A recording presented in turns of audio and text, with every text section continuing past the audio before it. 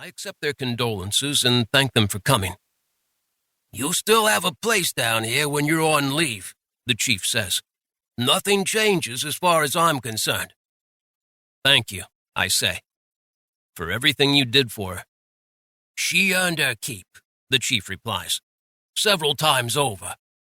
Don't ever think I just took her in as a charity case. She never wanted to have anything handed to her again."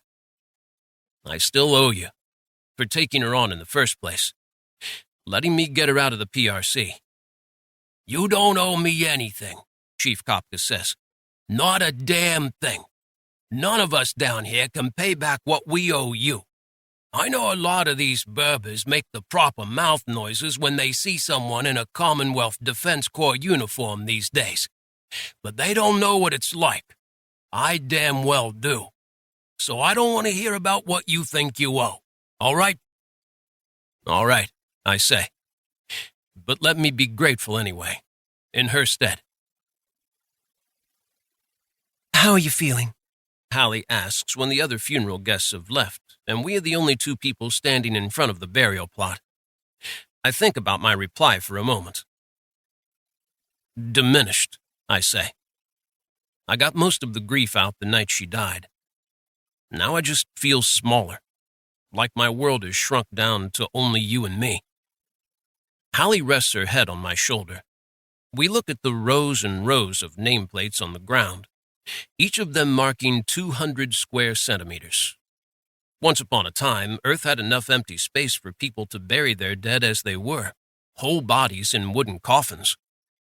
But this is the 22nd century. The world has 100 billion people living on it, and cremation is mandatory even in a middle-class place out in the mountains. The cemetery is divided into rows of little plots, each holding 50 burial capsules in the areas where they would have buried a single person 100 years ago. Mom's space is almost dead center in the middle of the plot, a temporary last entry in the rows of names. Half the plot is still empty, and I know it will be a while before they fill it up. A few months, maybe a year.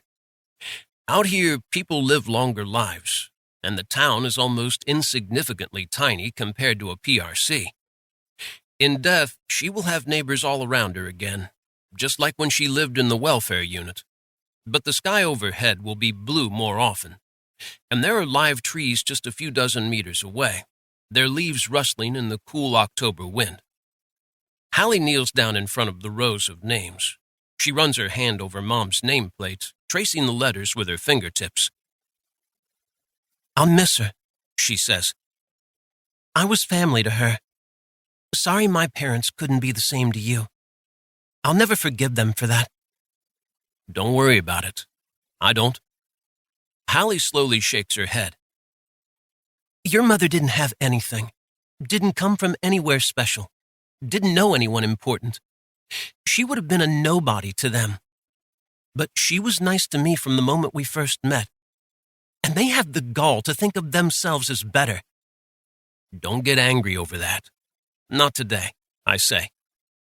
Halley stands up again and sticks her hands into the side pockets of her thermal vest. "I've never stopped being angry over that, Andrew," she says. "My world shrank down to just you and me the last time we walked out of their house." She lets out a slow breath, then kisses me on the cheek. "You're right.